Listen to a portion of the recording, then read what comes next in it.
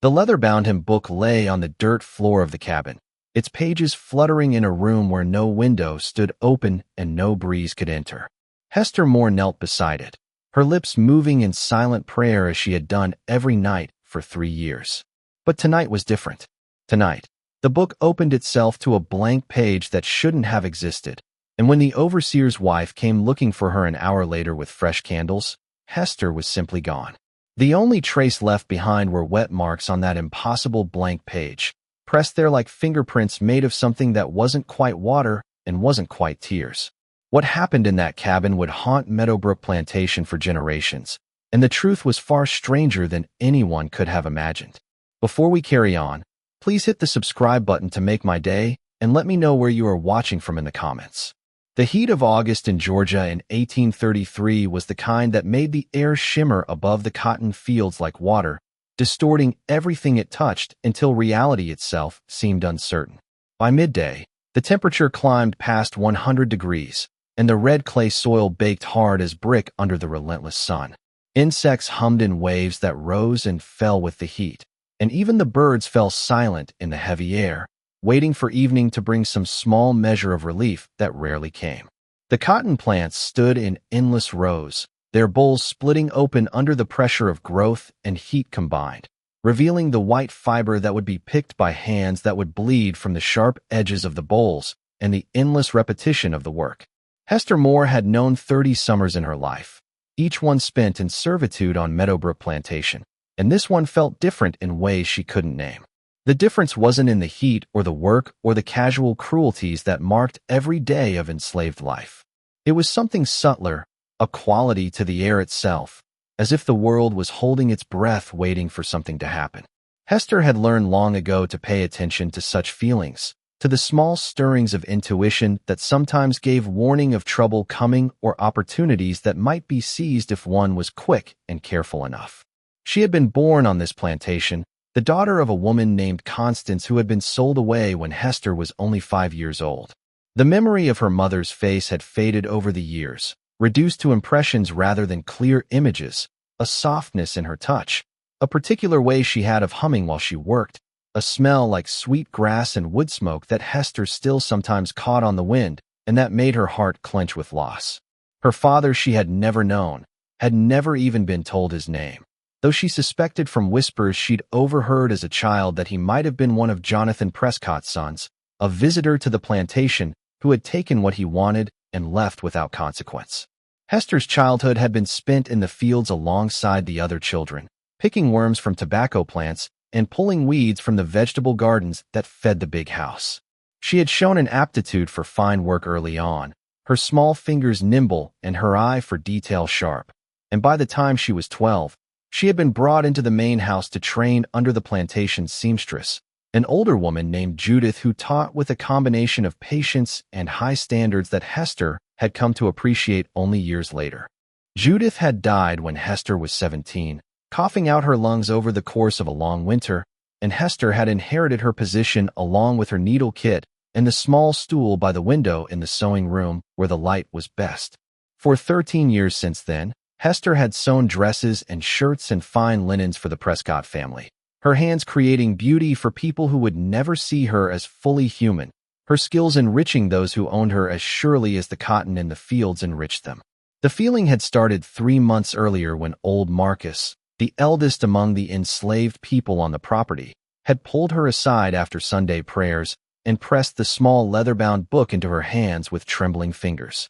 Marcus was a fixture at Meadowbrook, so old that no one could say with certainty how many years he had lived, his face lined deep as tree bark and his hair gone completely white decades before. He worked in the stables now, caring for the horses with a gentleness that the animals responded to, and he held a position of quiet respect among the enslaved community that even the overseers seemed to recognize, leaving him mostly alone as long as his work was done. "This belonged to my grandmother," Marcus had whispered, his voice rough with age and secrets, pulling Hester into the shadow of the chapel where they held their supervised Sunday services. His hands shook not just from age but from the weight of what he was passing on, and Hester could see tears gathering in his rheumy eyes. "She told me before she passed that one day a woman would come who needed it more than keeping it hidden." She said I would know this woman when I saw her, that she would carry a particular light in her eyes, a hunger for something more than this world offers. I've waited 70 years to find you, Hester, and my time is running out. Take this, keep it safe, and when the moment comes, you'll know what to do with it. The book was smaller than her palm, its leather cover worn smooth by countless hands over what must have been many generations. The leather itself was of a type Hester didn't recognize, softer and more supple than cowhide, with a faint pattern pressed into it that might have been words in some language she had never seen. 3 thin leather cords wrapped around it, holding it closed, and when Marcus placed it in her hands, Hester felt a warmth radiating from it that seemed impossible given that it had been hidden in the cool darkness of wherever Marcus had kept it all these years. When she opened it that first time, standing in that shadow with Marcus watching her with an intensity that belied his age, she found him's written in script so elegant it seemed impossible that enslaved hands had formed the letters. Each letter was perfect, each word spaced with mathematical precision, and the ink, though faded with time, showed gradations of shade that suggested it had been applied with incredible skill. The hymns themselves were familiar, songs she had sung all her life in the supervised services and in the secret gatherings in the quarters after dark, but seeing them written out like this gave them a weight and permanence that oral tradition alone could never achieve. But it was the blank pages at the back that drew her attention, pages that seemed to absorb light rather than reflect it. There were 5 of them, and when Hester touched them, her fingers tingled as if she had brushed against something electric. The sensation wasn't painful, but it was definitely present, a low vibration that seemed to resonate with something deep in her bones. She pulled her hand back quickly, startled, and looked at Marcus with questions written across her face. I don't know what those pages are for, Marcus admitted, his voice dropping even lower. My grandmother wouldn't tell me, said it wasn't for me to know. She said the woman who needed this book would understand when the time came, that the pages would speak to her in ways they never spoke to those of us who only kept them safe. All I know is that those pages weren't blank when my grandmother first showed me this book. They had writing on them, strange symbols that shifted when you looked at them, and she made me swear never to try to read them or understand them. She said the knowledge in those pages was dangerous for those not meant to carry it. Marcus had died 2 days after giving her the book, quietly in his sleep, as if passing the burden he had carried for 70 years had finally allowed him to rest. Hester had been among those who prepared his body for burial, washing the worn frame that had endured decades of labor, noting the scars that marked a lifetime of punishments and accidents, and the simple wearing down of living as property. They buried him in the plot beyond the quarters where the enslaved dead were laid to rest, unmarked graves that would be forgotten within a generation, and Hester had stood at the graveside feeling the weight of what he had entrusted to her pressing against her chest, where she had hidden the book beneath her dress. She took it as a sign that whatever purpose the hymnal served, its time had come at last. The timing felt too deliberate to be coincidence. Marcus living just long enough to pass on what he had guarded, and then releasing his hold on life, as if his work was finally complete. Hester had seen enough of life and death to know that such patterns existed, that there were rhythms and purposes that ran deeper than the surface chaos of events would suggest. She kept the book hidden in the loose floorboard beneath her sleeping pallet in the cabin she shared with 7 other women. The board had come loose years ago, and Hester had carefully maintained the looseness while making it appear secure, creating a hiding space just large enough for small treasures. Over the years, she had kept various things there, a button that had fallen from one of Margaret Prescott's dresses and that Hester had found beautiful enough to keep, a smooth stone from the river that fit perfectly in her palm, a scrap of ribbon in a shade of blue that reminded her of the sky on the clearest days. Now the book joined these small rebellions against the poverty of her life, and it quickly became the most important thing she owned. Every night after the work bells stopped ringing and the overseers made their final rounds, checking that everyone was accounted for and secured in their proper places, she would wait in the darkness until she heard the rhythms of sleep filling the cabin. Rachel's breathing would deepen first, the exhaustion of kitchen work pulling her under quickly. Dinah would shift and settle, her pregnancy making comfort hard to find but eventually dragging her down despite the discomfort. The others would follow one by one, and Hester would count them off in her mind, learning the particular sound each woman made as she surrendered to sleep. Only then would she reach for the loose board, working her fingers into the gap with practiced silence, lifting it just enough to slip her hand underneath and pull out the cloth-wrapped bundle. She had found an old piece of cotton, fine enough to have come from the big house, but stained and torn enough that no one would question an enslaved woman having it. And she kept the book wrapped carefully against dust and moisture. The ritual of unwrapping it became as important as what came after, the slow revelation of the leather cover, the moment when her hands first touched it and felt that impossible warmth. The words she spoke weren't from any hymn printed in the book, though she always started by reading the printed hymns silently, letting their familiar rhythms settle into her mind like a foundation. The prayers that came after emerged from somewhere deeper, a language she didn't remember learning but somehow knew, syllables that felt ancient and necessary rolling off her tongue in the candlelight when she had a candle, or in pure darkness when she didn't. The words had no meaning she could articulate, but speaking them felt right in a way that few things in her life had ever felt right, as if she was finally doing something she had been meant to do all along. Sometimes she would pray for an hour or more, the words flowing from her in waves that rose and fell with their own internal logic. Other times, only a few minutes would pass before the feeling of completion settled over her, and she knew the prayer was done for that night.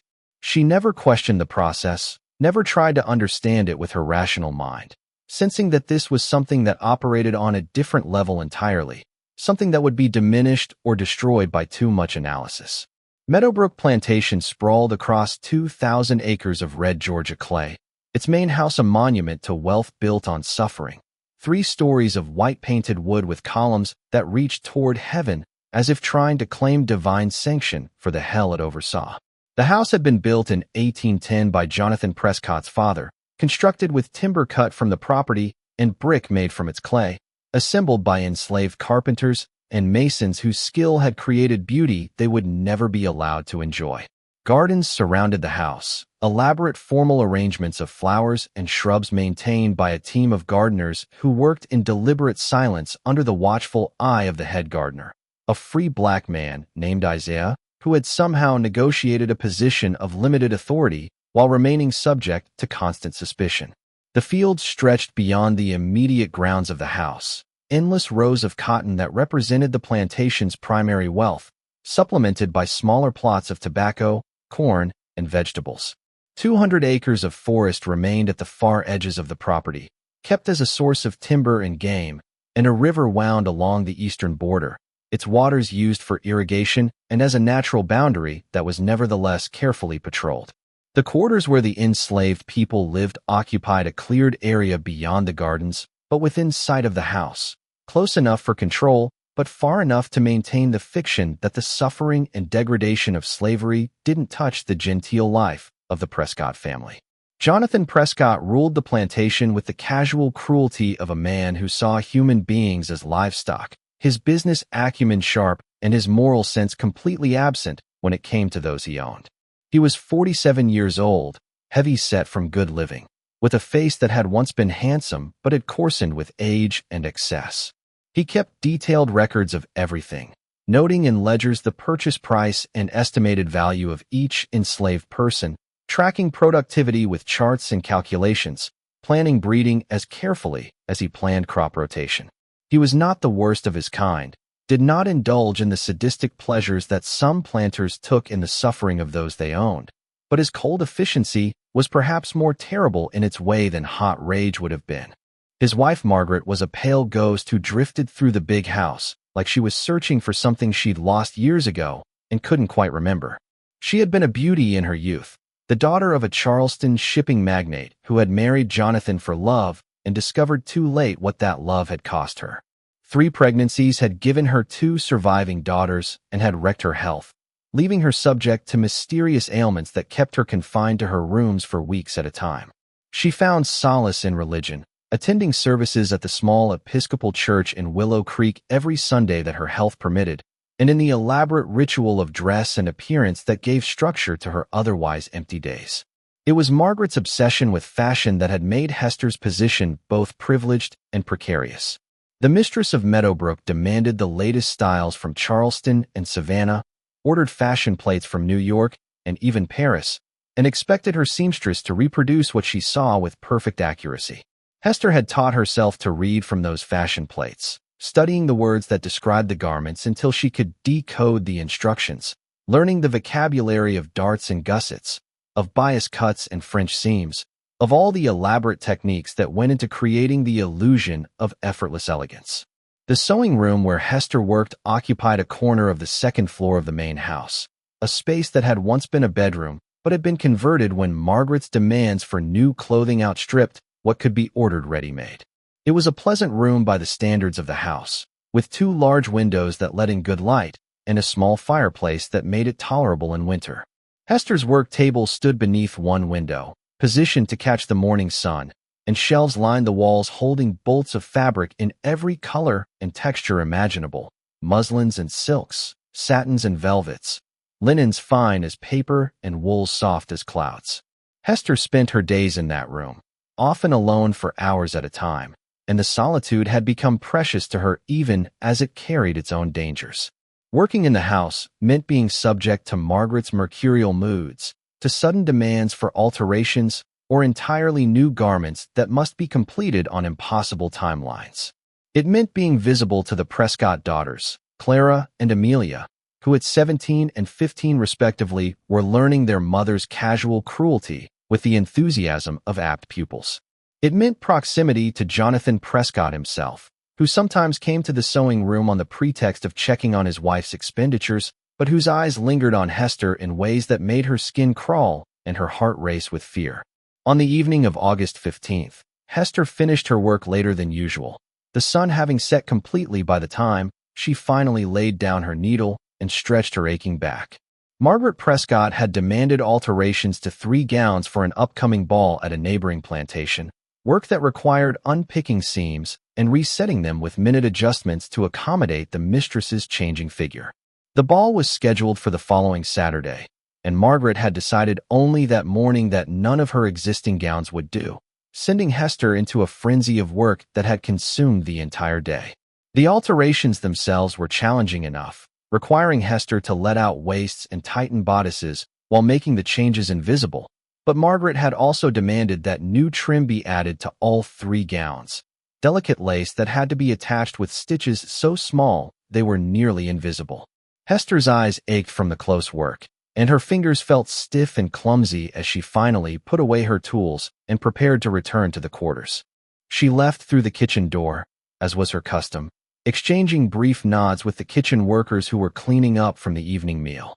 The smell of roasted chicken and fresh bread lingered in the air, making Hester's stomach growl despite the small portion of cornbread and beans she had been given for her own supper. The light had faded outside the sewing room windows while Hester's needle flew through silk and satin, and now she walked the worn path from the big house to the quarters in full darkness, guided by memory and the faint lights from other cabins. The August night was thick with humidity, the air so heavy it felt like walking through water. Fireflies dotted the darkness with their cold green light, and somewhere in the distance, a mockingbird sang its repertoire of stolen songs. The path was smooth beneath Hester's feet, packed hard by countless footsteps over the years, and she let her mind drift as she walked, thinking about the book waiting beneath her pallet and the strange pull she had been feeling all day, a sense of anticipation that had made it hard to concentrate on her work. The quarters consisted of 20 rough-hewn wooden structures arranged in 2 neat rows, each cabin measuring roughly 16 feet by 20 feet and housing anywhere from 6 to 10 people, depending on family size. The cabins were identical in construction, built from pine planks that had warped and split over the years, creating gaps that let in wind and rain and cold. Roofs of split shingles leaked in heavy downpours, and the floors were dirt-packed so hard they were nearly as solid as wood but still kicked up dust in dry weather and turned to mud in wet. Hester's cabin stood third from the end of the left row, and she could see the flicker of candlelight through the gaps in the boards as she approached, casting moving shadows that danced across the packed earth outside. Inside, she found the other women already settled for the night, exhausted by their various labors and seeking what rest they could before the work bell rang again at dawn. Rachel, who worked in the kitchens and whose hands always smelled of onions and lye soap even after washing, sat mending a shirt by the light of a tallow candle that filled the cabin with its characteristic greasy smell.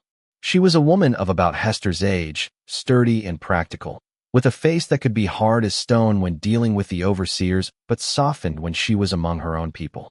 She had been sold to Meadowbrook 5 years earlier, separated from a husband and 2 children who remained on a plantation in South Carolina, and the loss had carved something out of her that would never be filled again. Dinah lay on her pallet rubbing her swollen belly, heavy with her 7th child and exhausted by the weight she carried. She worked in the laundry, standing for hours over steaming wash pots that made the August heat even more unbearable, and her ankles had swollen to the point where her shoes no longer fit. This pregnancy had been harder than the previous 6, and there was worry in the cabin that Dinah might not survive the birth, though no one spoke this fear aloud. The others were already asleep or pretending to be, their bodies arranged on pallets that lined the walls of the cabin. Sarah and her 2 daughters occupied one corner, the girls curled together for comfort while their mother lay with her back to them, creating what privacy she could. Mabel, oldest of the women in the cabin at nearly 50, snored gently near the door, her day in the vegetable gardens having exhausted what strength age had left her. Young Cora, barely 16 and newly brought to the plantation after being sold away from the only home she had ever known, wept quietly in her corner as she did most nights, muffling her sobs in her thin blanket. "You're late," Rachel observed without looking up from her mending. "Mrs. Prescott keeping you busy with her finery again?" There was no judgment in her voice, only the weary recognition of shared circumstances. Hester nodded and moved to her own corner of the cabin, the one nearest the back wall where a knot in the wood had fallen out years ago, leaving a gap just wide enough to let in a thread of moonlight on clear nights. She waited until the others had settled into sleep, listening to the chorus of breathing that filled the small space. Rachel's candle guttered out, plunging the cabin into darkness except for that single thread of moonlight falling across Hester's pallet. Moving slowly and silently, she worked her fingers into the gap between 2 floorboards and lifted the loose plank that served as her hiding place. The hymn book lay there in its cloth wrapping, and when she pulled it out, she felt the same strange warmth she always did, as if the book itself was alive. Hester had no candle of her own tonight, having used the last of her saved tallow the previous week, but the moonlight seemed sufficient. She unwrapped the book carefully, the worn leather smooth against her palms, and opened it to the first hymn as she always did. "Come thou fount of every blessing." Read the title in that impossibly beautiful script, and she mouthed the words silently, not wanting to wake the others, but needing to speak them nonetheless. The ritual had become as necessary to her as breathing over the past 3 months. Each night, she would read through 5 hymns, speaking their words in her mind if not aloud, and then she would turn to those blank pages at the back and let her hands rest upon them while she prayed.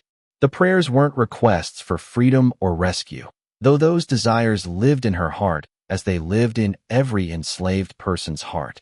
Instead, they were something else entirely, words that came from a place beyond words, a crying out to something vast and incomprehensible that she sensed listening in the darkness. Tonight, as her hands touched those blank pages, something changed. The book grew warm beneath her fingers, not the gentle warmth she was accustomed to, but a heat that built rapidly until she nearly dropped it. The moonlight coming through the gap in the wall seemed to brighten, or perhaps the darkness around it deepened, but either way, the contrast became stark and absolute. Hester felt her heart begin to race, felt something rising in the air around her like pressure before a storm. The pages began to turn on their own. Hester watched, frozen between wonder and terror, as the book flipped back through the hymn she had just read, the pages moving with deliberate purpose as if invisible fingers guided them. They turned past "Come Thou Fount," past "Amazing Grace," past "How Firm a Foundation," back and back until they reached those blank pages at the end. And then the book stopped, lying open to a page that should have been empty, but now showed something that made Hester's breath catch in her throat. Words were appearing on the blank page, forming themselves from nothing like water seeping up through paper, dark and glistening in the moonlight. But they weren't words Hester could read, not in English or any language she recognized. The script was strange and flowing, letters that seemed to move even as she looked at them, rearranging themselves into patterns that hurt her eyes to follow. She leaned closer, trying to make sense of what she was seeing, and as she did, the words began to glow with a faint blue light that had nothing to do with the moon. A sound rose in the cabin, barely audible at first, but growing steadily louder. It was like singing, but not quite. Voices layered upon voices in harmonies that shouldn't have been possible, and Hester realized with a shock that the sound was coming from the book itself. The glowing words on the page pulsed in rhythm with the song, and she felt something pulling at her, a summons that went deeper than hearing or sight, that called to the very core of who she was. Hester looked around the cabin frantically. The other women slept on, undisturbed by the light or the sound, and she understood that whatever was happening was for her alone. Her hands shook as she held the book, torn between the urge to slam it shut and throw it away and an overwhelming need to see what would happen next. The pulling sensation grew stronger, and she felt herself leaning forward over the pages as if drawn by invisible hands.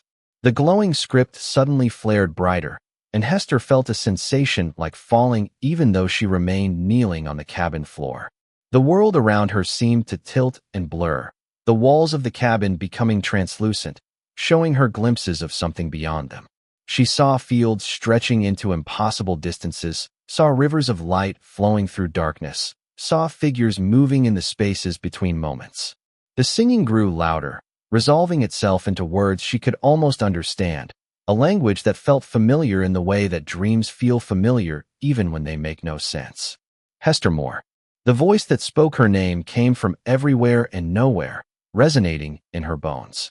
Daughter of sorrow, keeper of faith, the door stands open and the path is before you. Will you step through? Will you leave behind all you know for all that might be? The question hung in the air like smoke, and Hester felt the weight of it pressing down on her chest. She thought of her life, of 30 years spent in chains, even though no iron ever touched her wrists.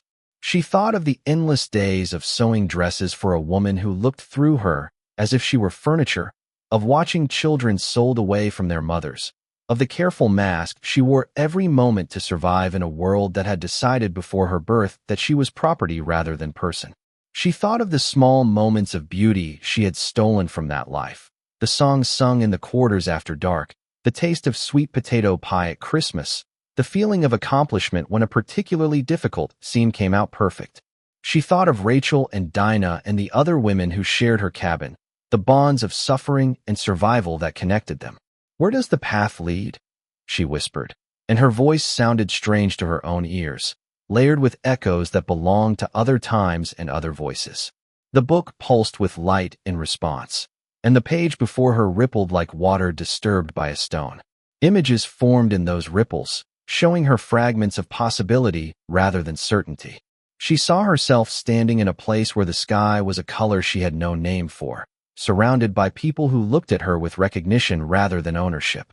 She saw herself speaking words that changed the air itself, her hands moving in patterns that wove light into form.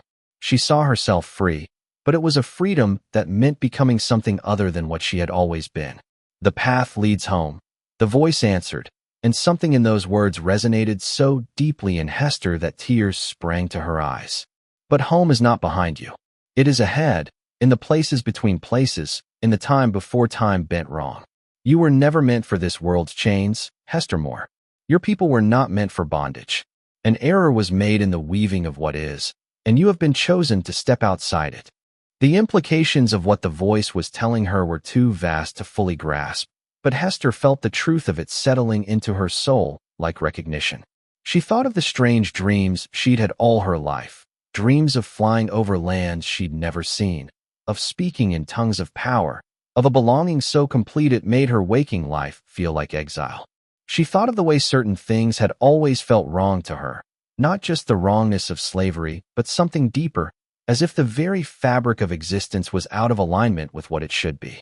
"What about the others?" she asked, and even as the words left her mouth, she knew the answer. The book's light dimmed slightly, and the singing voices took on a note of sorrow. "They cannot come, not yet. The door opens for you alone, for you are the first.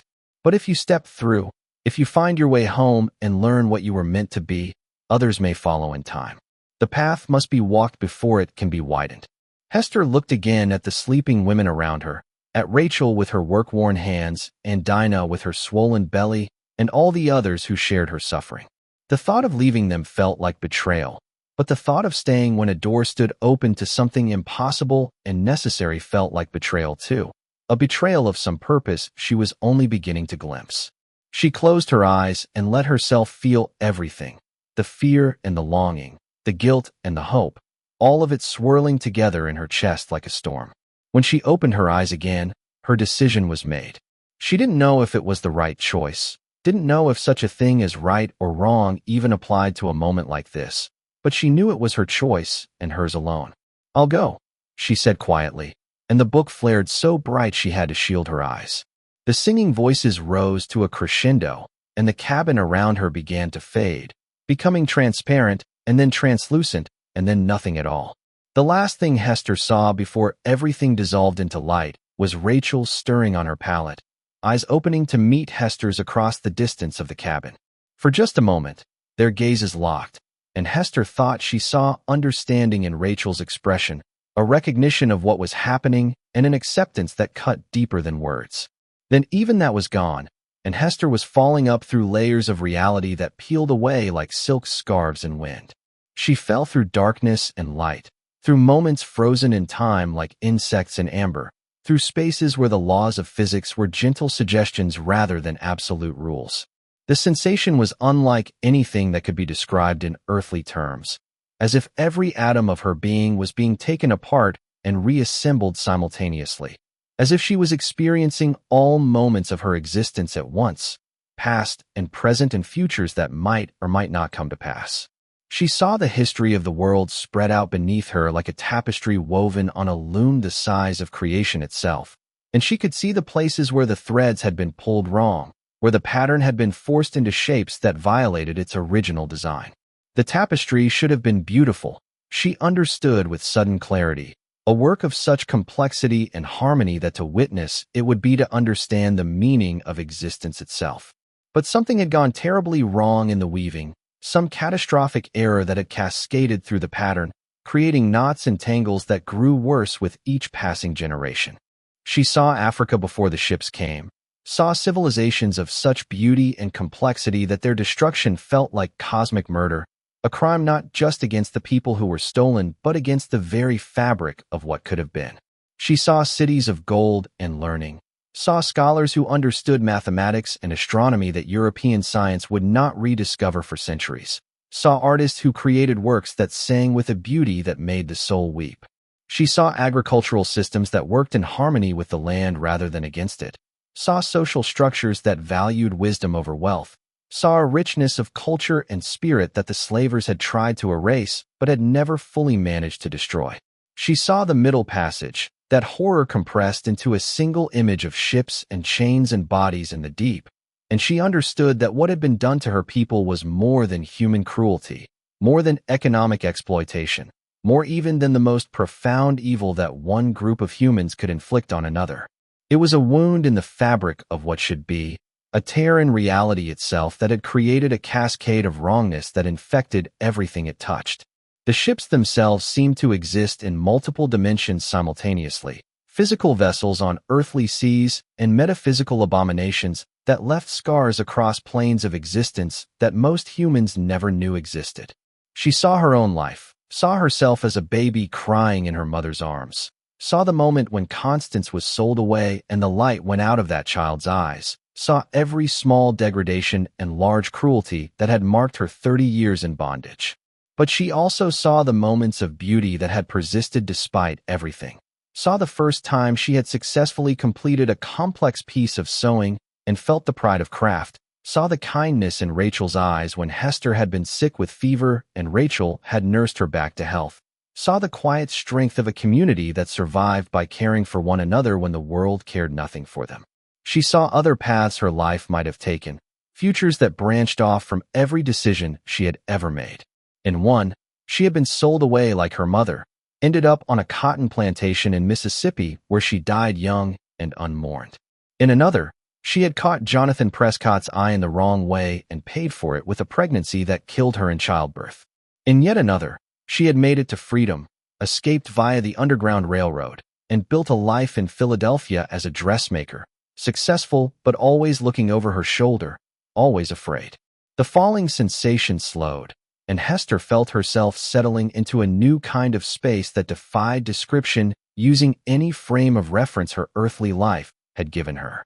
The light around her resolved into colors she had never seen before, shades that existed in the gaps between the hues she knew, colors that had names and languages that predated human speech.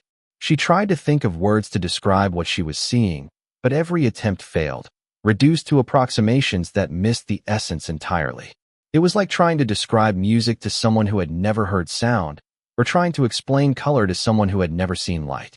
The air, if it could be called air, hummed with a frequency that made her skin tingle pleasantly, a vibration that seemed to resonate with something fundamental in her cellular structure. She felt more present in her body than she had ever felt before, more aware of every nerve and fiber, but at the same time, she felt less constrained by physical form, as if she could expand beyond the boundaries of flesh if she chose to. When she tried to touch her own face, her hands felt both solid and ephemeral, as if she existed in multiple states simultaneously, particle and wave, matter and energy, form and formlessness all at once. The space around her seemed to shift and rearrange itself in response to her thoughts, walls appearing and disappearing, floors materializing and dissolving, geometries that were impossible in three-dimensional space manifesting with casual ease. She found herself standing, or perhaps floating, in something that resembled a great hall, its dimensions vast beyond measuring, its architecture flowing and organic rather than constructed. Pillars of light rose around her, pulsing with rhythms that might have been heartbeats or might have been something else entirely, and between the pillars, she could see vistas that suggested vast distances or perhaps vast intimacies, she couldn't tell which. Other presences moved in this space, beings that registered on her awareness as both near and far, both like her and utterly alien. She couldn't see them clearly, not with eyes that were accustomed to earthly sight, but she could sense them, could feel the brush of their attention like warm wind against her skin, could hear something like music or perhaps like thought made audible. They felt old, these beings, ancient beyond her capacity to comprehend, but also curiously young, as if age was a concept that didn't apply in the way she understood it. "Welcome home, daughter." The voice spoke again, and this time it had a direction, coming from a figure that stepped out of the impossible colors to stand before her. The being looked almost human, but not quite, too tall and too graceful, with skin that seemed to contain starlight and eyes that held depths no human eyes could contain. "You have been gone for so long, and the journey back was longer still. Rest now, and remember."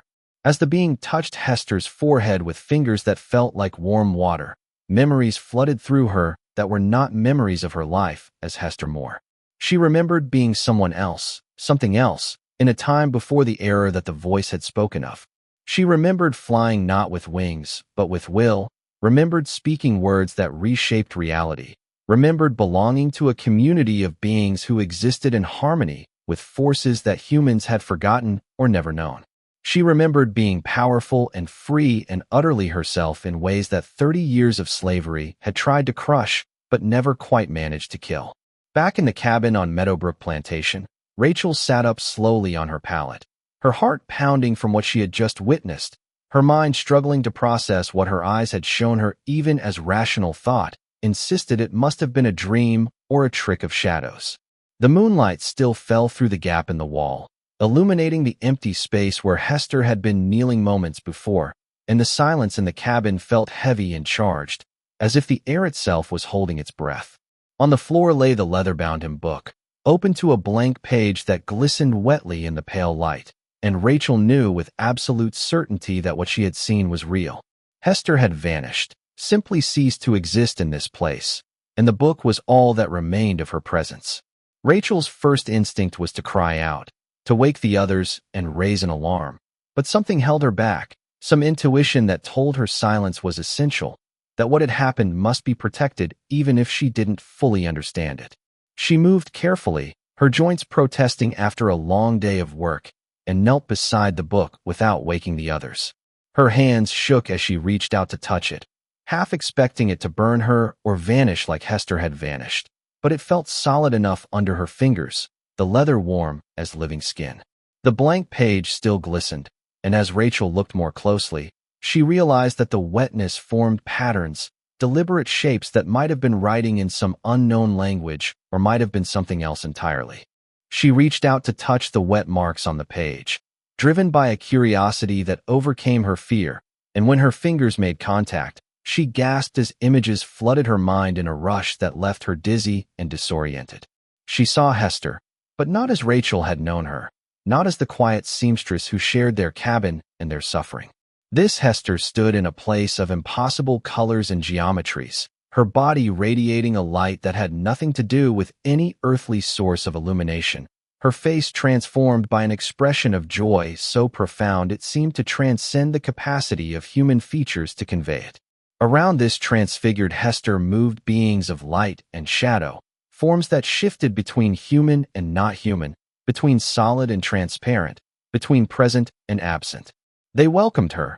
Rachel could sense that much, gathered around her with what could only be described as celebration, touching her with hands or appendages, or perhaps with something that existed beyond physical contact. And Hester responded with a grace and confidence that spoke of recognition, of coming home after a long exile to a place where she truly belonged.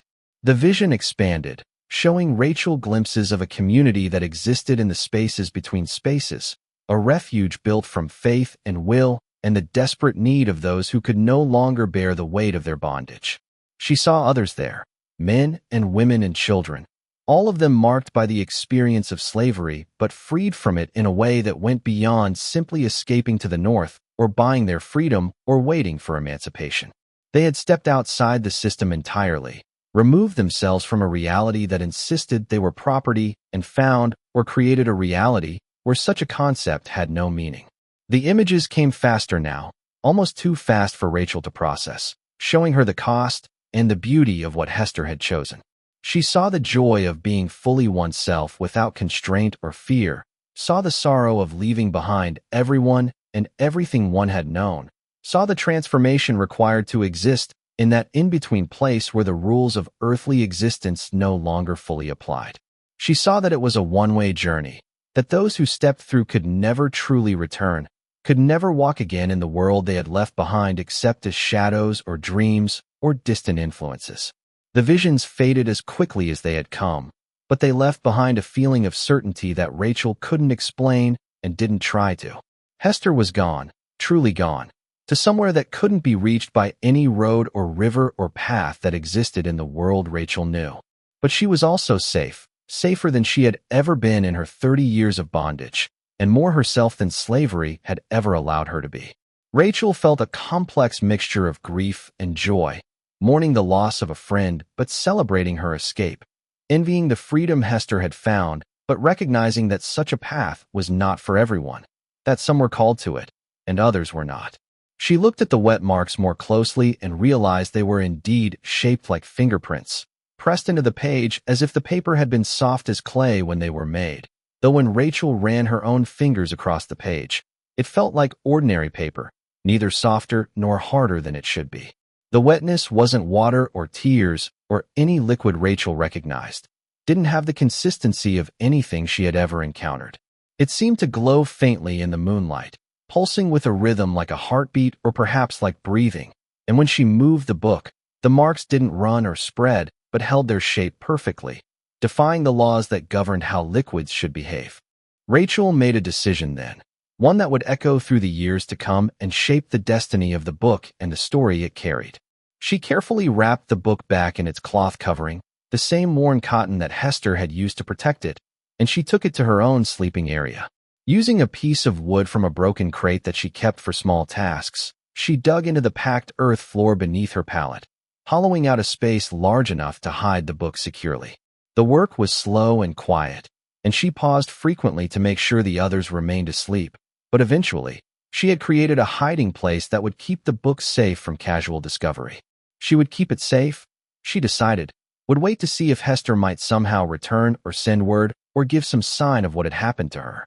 And if the overseers came asking questions, as they surely would when Hester's absence was discovered at first light, Rachel would tell them nothing but what appeared to be true. Hester was gone, vanished like smoke, and no one knew where she had gone or how she had managed to leave a locked cabin without disturbing anyone or anything except that mysterious book that Rachel would protect with her life, if necessary. Morning came with the brutal clanging of the work bell, and within minutes, chaos erupted in the quarters as Hester's empty pallet was discovered. The overseer, a man named Silas Crawford who took particular pleasure in his authority, stormed through the cabins demanding answers that no one could give. He questioned each woman separately and then together, his voice rising to shouts and then to threats. But the story remained the same. Hester had been there when they went to sleep, and she was gone when they woke. No one had heard her leave. No one had seen anything unusual, and the door to the cabin had been latched from the inside, just as it always was. Crawford's frustration turned to rage, and he ordered every inch of the plantation searched. Men combed through the fields and the woods beyond them, checked the smokehouse and the barns and the root cellars, searched along the river and through the swamp that bordered the eastern edge of the property. Dogs were brought out, bloodhounds that were usually used to hunt runaways, but they circled uselessly around Hester's cabin, whining and refusing to pick up any trail that led away from it. Jonathan Prescott himself descended from the big house to oversee the search, his face red with anger at the disruption to his orderly plantation. He interrogated the women from Hester's cabin personally, his questions sharp and searching, but they had nothing to tell him that Crawford hadn't already extracted. When he demanded to know if Hester had been planning to run, if she had Confederates waiting to help her escape, Rachel met his eyes with the blank, respectful expression she had perfected over years of survival and told him honestly that Hester had never spoken of such things. A woman doesn't just vanish, Prescott insisted, his hands clenched into fists at his sides. She was property worth $800, trained in skills that took years to develop. Someone helped her, someone hid her, and I will know who. But despite his threats and Crawford's violence, despite searches that continued for 3 days and rewards offered for information, no trace of Hester Moore was ever found. The enslaved community at Meadowbrook developed their own theories about what had happened, whispered in the fields and the quarters when the overseers were out of earshot. Some said Hester had been taken by her ancestors, called back to Africa by the spirits of those who had been stolen from that land.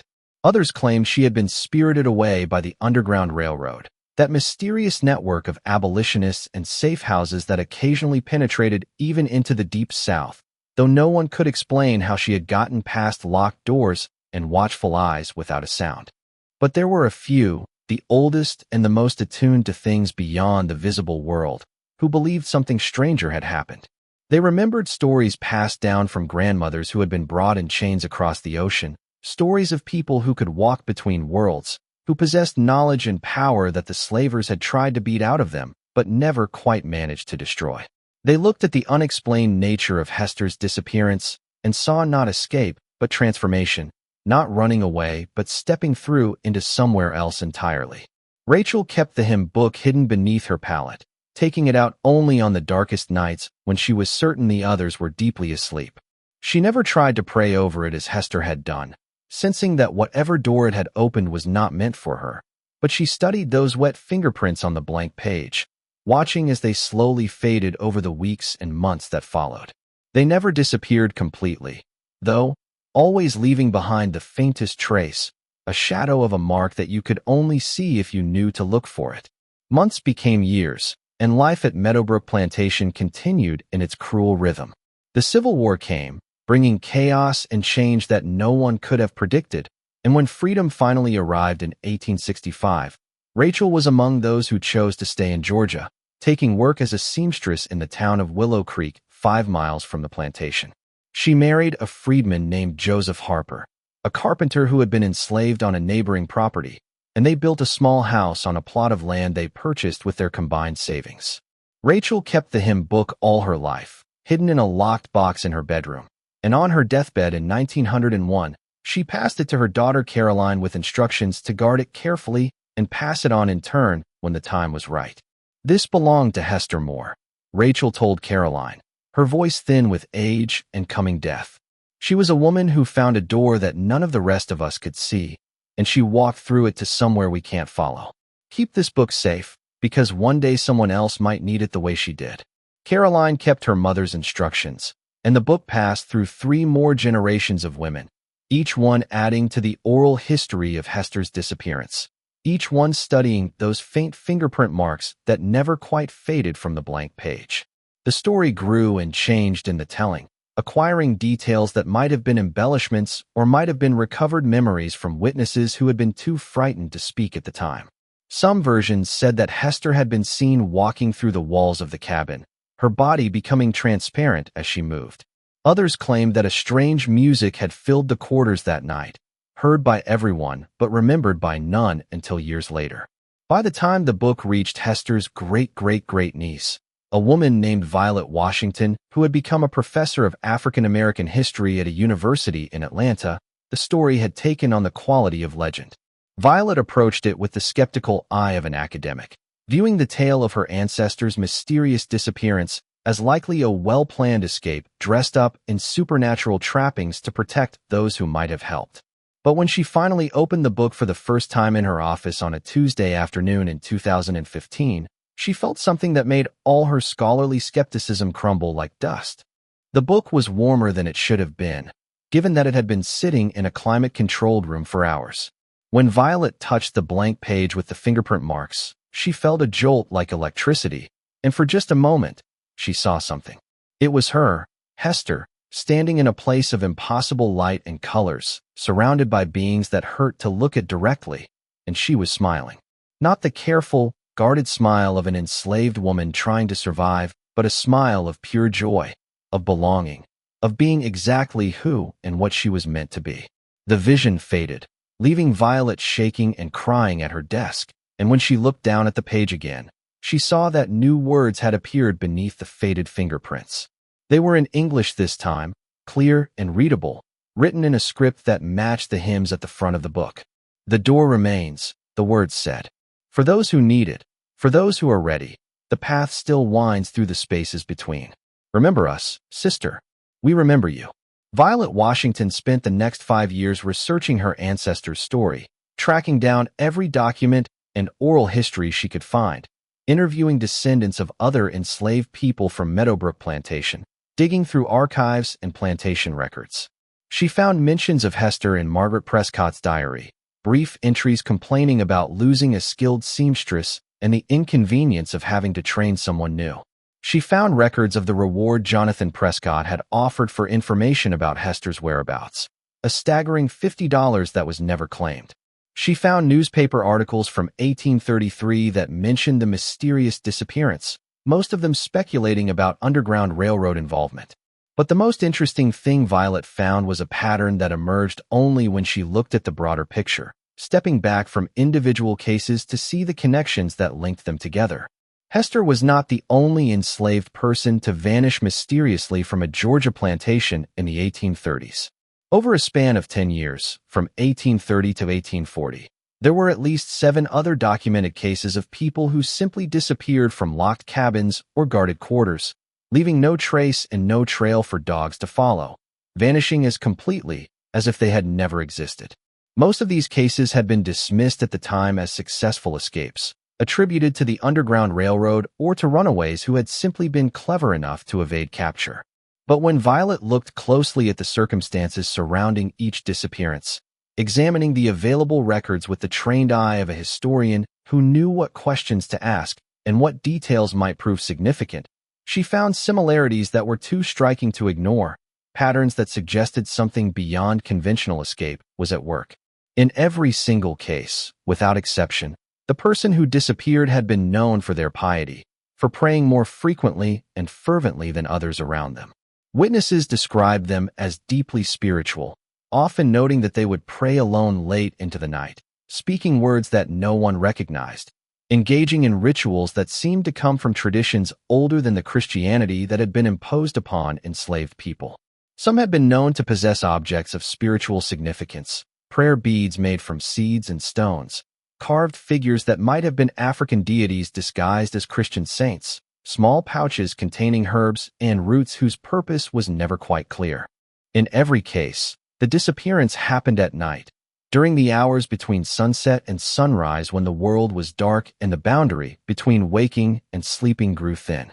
More specifically, when Violet cross-referenced the dates against astronomical records, she found that every disappearance had occurred within 3 days of either a new moon or a full moon, times when the veil between worlds was said to be at its thinnest according to multiple spiritual traditions. The person vanished from a locked or latched space without disturbing those sleeping nearby, without making any sound that would alert others, without leaving behind any physical evidence of how they had departed. In 4 of the 7 cases beyond Hester's, witnesses later reported strange lights or sounds on the night of the disappearance, phenomena they had dismissed at the time as dreams or imagination, but that came back to them with clarity when questioned years afterward. One woman described seeing a blue glow emanating from beneath the door of the cabin where her brother had slept, a light that pulsed like a living thing before fading away completely.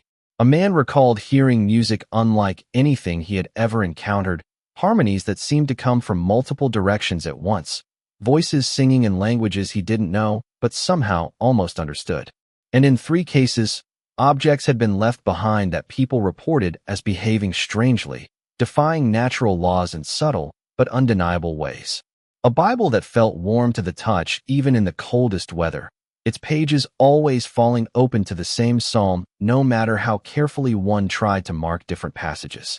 A prayer shawl that seemed to glow faintly in darkness, the light visible only from the corner of one's eye and vanishing when looked at directly.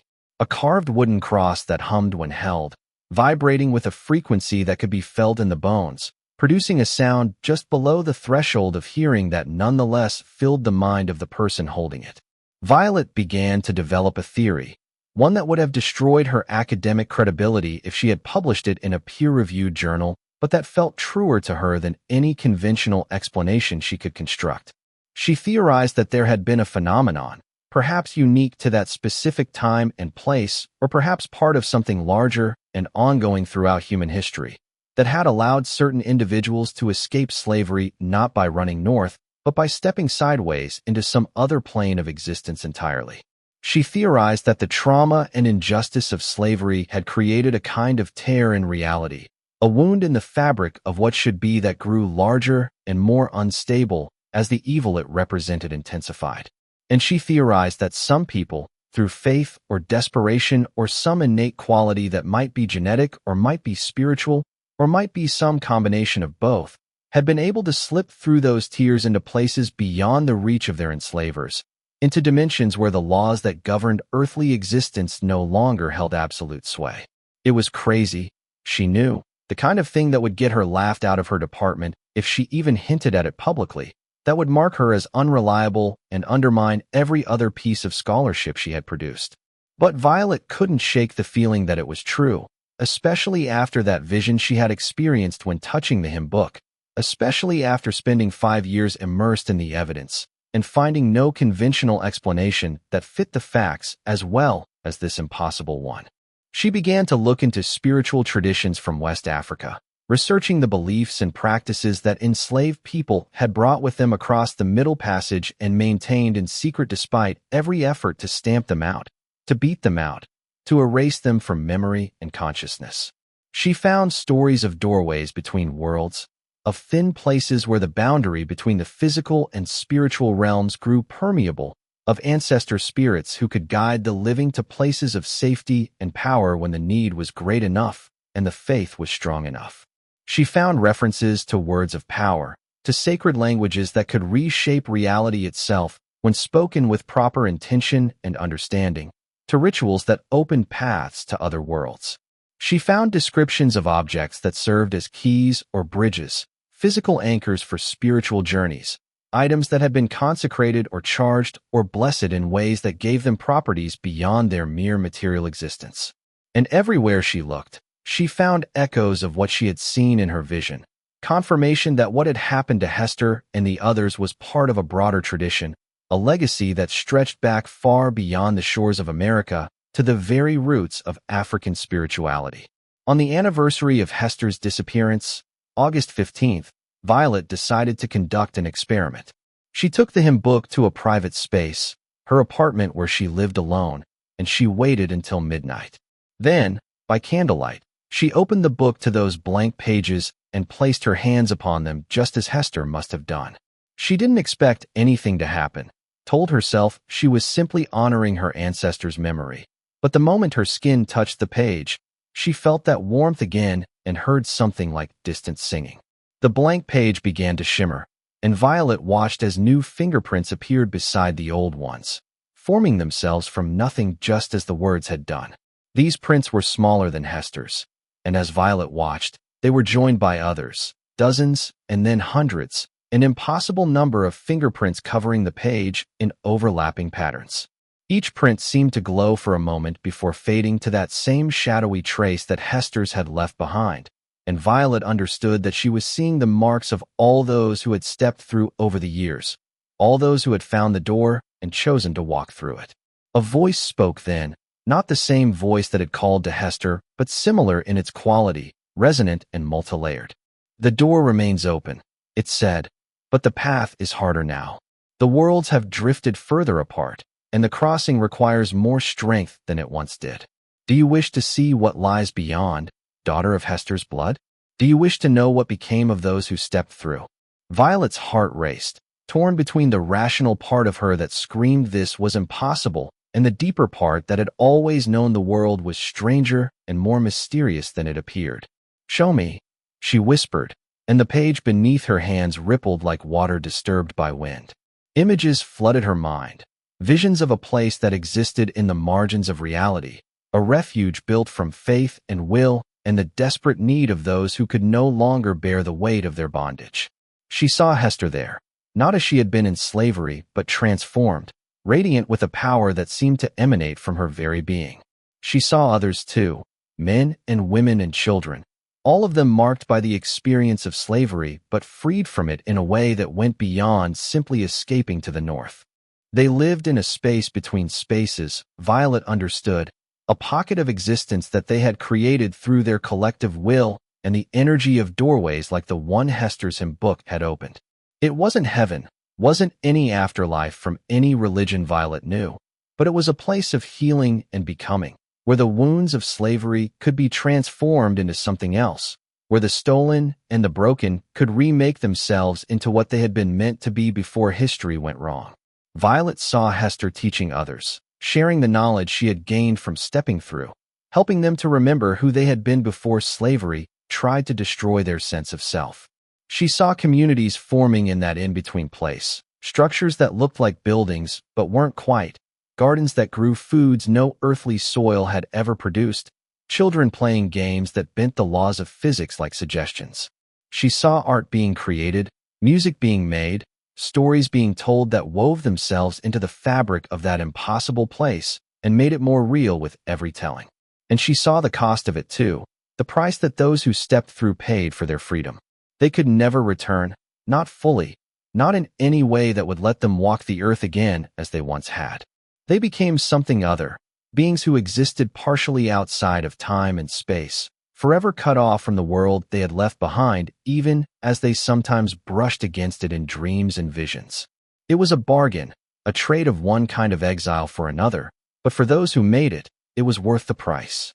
The visions faded, and Violet found herself back in her apartment, tears streaming down her face and her hands still pressed to the page of the hymn book. The fingerprints had multiplied again while she watched, covering more of the page, and she realized that new people were still finding their way through, that the door remained open even now in the 21st century for those who needed it badly enough and were willing to pay its price.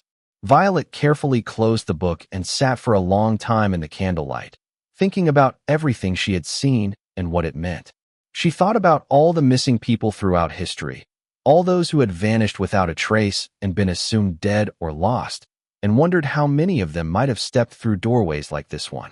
She thought about the nature of freedom and what it meant to be free, whether escape to the north had been more or less real than escape to the in-between place where Hester now dwelt.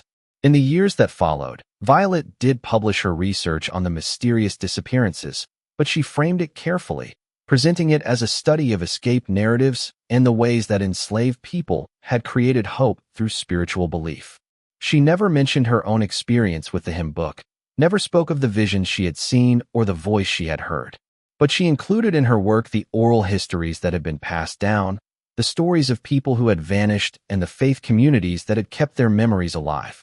The hymn book remained in Violet's possession, kept safe in a locked box in her bedroom, just as her ancestors had kept it safe through generations. She took it out sometimes on quiet nights, opened it to those pages covered in fingerprints, and let herself remember what she had seen. She never tried to step through herself, feeling that her purpose was here in this world, telling the stories and keeping the memories alive, but she no longer doubted that the door was real. On August 15, 2020, exactly 187 years after Hester Moore had vanished from her cabin at Meadowbrook Plantation, Violet held a small ceremony in her apartment.